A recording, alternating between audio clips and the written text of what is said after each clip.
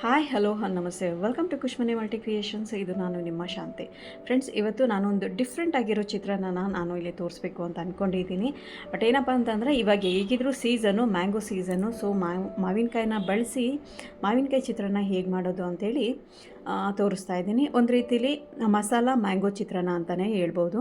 ಬನ್ನಿ friends, masala mango ಚಿತ್ರಾನ್ನ ಹೇಗೆ ಮಾಡೋದು, ಸಿಂಪಲಾಗಿ ಈಸಿಯಾಗಿ ಸಖತ್ ಟೇಸ್ಟಿಯಾಗಿ ಮಾಡ್ಕೊಳೋದನ್ನು ನಾನಿಲ್ಲಿ ತೋರಿಸ್ತೀನಿ. ನಾನಿಲ್ಲಿ ಒಂದು ಪ್ಯಾನ್ ಇಟ್ಕೊಂಡು ಪ್ಯಾನಲ್ಲಿ 1 ಟೇಬಲ್ ಸ್ಪೂನಷ್ಟು ಇಲ್ಲ ಅರ್ಧ ಟೇಬಲ್ ಸ್ಪೂನಷ್ಟು, ನಾನಿಲ್ಲಿ ಅರ್ಧ ಟೇಬಲ್ ಸ್ಪೂನಷ್ಟು ಸಾಸಿವೆ ತೊಗೊಂಡಿದ್ದೀನಿ. 1/4 ಟೇಬಲ್ ಸ್ಪೂನಷ್ಟು ಮೆಂತ್ಯನ ತೊಗೊಂಡಿದ್ದೀನಿ. ಹಾಗೆಯೇ ಬ್ಯಾಡಗೆ ಮೆಣಸಿನ್ಕಾಯಿ ಒಂದು 5ರಿಂದ 6, ಖಾರಕ್ಕೆ ಅಂತೇಳಿ 1 ಮೆಣಸಿನ್ಕಾಯಿ ಅದು ಒಂದು 5 ತೊಗೊಂಡು ಇಷ್ಟನ್ನು ಸ್ವಲ್ಪ ಬೆಚ್ಚಗೆ ಮಾಡ್ಕೊಂಡು ಲೈಕ್ ಡ್ರೈ ಫ್ರೈ ಮಾಡ್ಕೊತಾ ಇದ್ದೀನಿ.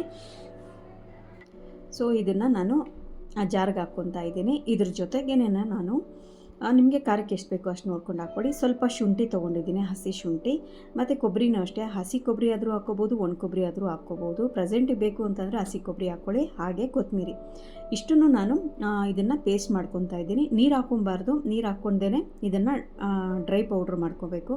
ತುಂಬಾ ಚೆನ್ನಾಗಿರುತ್ತೆ, ಸಖತ್ ಟೇಸ್ಟಿಯಾಗಿರುತ್ತೆ. ಈ ಪೌಡ್ರನ್ನ ಬೇಕಂತಂದರೆ ನೀವು ಯಾವಾಗ ಬೇಕೋ ಎಷ್ಟೆಷ್ಟು ಆ ಟೈಮ್ಗೆ ಯೂಸ್ ಮಾಡ್ಕೋಬೋದು.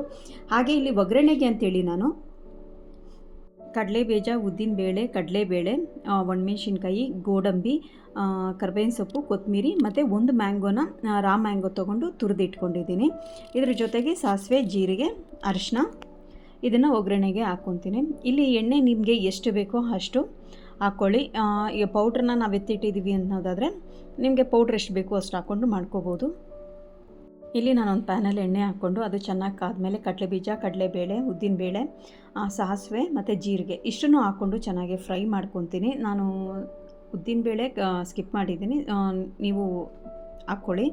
ಹಾಗೆ ಖಾರಕ್ಕೆ ಅಂತೇಳಿ ಮತ್ತೆ ನಾನು ಒಣಮೆಣ್ಸಿನ್ಕಾಯಿ ಹಾಕ್ಕೊತಾ ಇದ್ದೀನಿ. ಮಕ್ಕಳಿದ್ರೆ ಖಾರನ ನೋಡಿ ಹಾಕ್ಕೊಳ್ಳಿ. ಹಾಗೆ ಗೋಡಂಬಿ ಟೇಸ್ಟ್ ಇರುತ್ತೆ ಅಂಥೇಳಿ ಹಾಕ್ಕೊಂಡಿದ್ದೀನಿ. ಹಾಗೆ 2 ಕಡ್ಡಿ ಕರ್ಬೇವಿನ ಸೊಪ್ಪು ಹಾಕ್ಕೊಂಡಿದ್ದೀನಿ.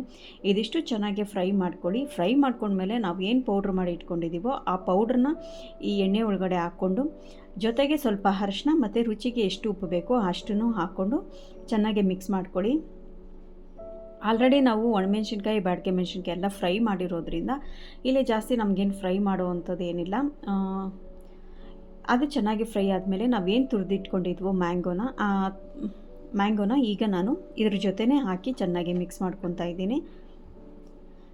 ಅದು ಚೆನ್ನಾಗಿ ಮಿಕ್ಸ್ ಆಗಿ ಸ್ವಲ್ಪ ಫ್ರೈ ಆಗಬೇಕು. ಈಗ ಇದನ್ನು ಒಂದು 2 ನಿಮಿಷ ನಾವು ಪ್ಲೇಟ್ ಮುಚ್ಚಿಬಿಟ್ಟು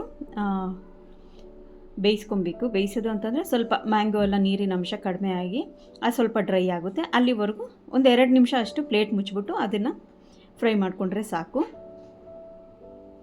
ಈಗ ಇದು ಕಂಪ್ಲೀಟಾಗಿ ಆಗಿದೆ. ಕಂಪ್ಲೀಟಾಗಿ ಆದಮೇಲೆ ನಾನು ಇಲ್ಲಿ ಗೊಜ್ಜು ನನಗೆ ಎಷ್ಟು ಬೇಕೋ ಅಷ್ಟನ್ನು ಮಾತ್ರ ರೈಸಿಗೆ ತೊಗೊತಾ ಇದ್ದೀನಿ. ಇನ್ನು ಮಿಕ್ಕಿದ ಗೊಜ್ಜನ್ನ ನಾನು ಎತ್ತಿಟ್ಕೊತಾ ಇದ್ದೀನಿ. ಇದನ್ನು 1 ಡೇ ಇಲ್ಲ 2 ಡೇ ನಾವು ಯೂಸ್ ಮಾಡ್ಬೋದು ಫ್ರಿಜ್ಜಲ್ಲಿ ಇಟ್ಕೊಂಡು. ಸೊ ನಾನು ಗೊಜ್ಜನ್ನ ನನಗೆ ಎಷ್ಟು ಬೇಕೋ ಅಷ್ಟನ್ನು ಹಾಕ್ಕೊತಾ ಇದ್ದೀನಿ. ಈಗ ಇದ್ರ ಜೊತೆಗೆ ನಾನು ಮೊದಲೇ ಮಾಡಿಟ್ಕೊಂಡಿರೋ ರೈಸ್ನ ಬಿಸಿ ಬಿಸಿ ಅನ್ನದ ಜೊತೆ ಮಿಕ್ಸ್ ಮಾಡ್ಕೊತಾ ಇದ್ದೀನಿ. ತುಂಬಾ ಚೆನ್ನಾಗಿರುತ್ತೆ, ಸಖತ್ ಟೇಸ್ಟಿಯಾಗಿರುತ್ತೆ. ಇದು ನನಗೆ ನಮ್ಮ ಅತ್ತಿಗೆ ಹೇಳ್ಕೊಟ್ಟಿತ್ತು. ಮತ್ತು ಬೇಗನೂ ಆಗುತ್ತೆ, ಟೈಮ್ ಜಾಸ್ತಿ ತೊಗೊಳಲ್ಲ. ಮತ್ತು ಚಿತ್ರಾನ್ನ ಮಾಡಿದಾಗ ನಾವು ಟೊಮೊಟೊ ಚಿತ್ರಾನ್ನ, ಈರುಳ್ಳಿ ಚಿತ್ರಾನ್ನ ಈ ಥರದ್ದೆಲ್ಲ ಮಾಡ್ತಾಯಿರ್ತೀವಿ. ಅದೆಲ್ಲ ಹಚ್ಕೊಳೋ ಅಂಥ ಇದೇ ಇರಲ್ಲ. ಸೊ ಬೇಗನೆ ಮಾಡ್ಕೊಬೋದು ಮತ್ತು ಟೇಸ್ಟ್ ಇರುತ್ತೆ. ಬಟ್ ಖಾರ ಮಾತ್ರ ನೀವು ನೋಡ್ಕೊಂಡು ಹಾಕ್ಕೋಬೇಕಾಗುತ್ತೆ. ಈಸಿಯಾಗೆ ಸಖತ್ ಟೇಸ್ಟಿಯಾಗಿ ಮಾಡ್ಕೊಂಬಿಡ್ಬೋದು. ತುಂಬಾ ಚೆನ್ನಾಗಿರುತ್ತೆ.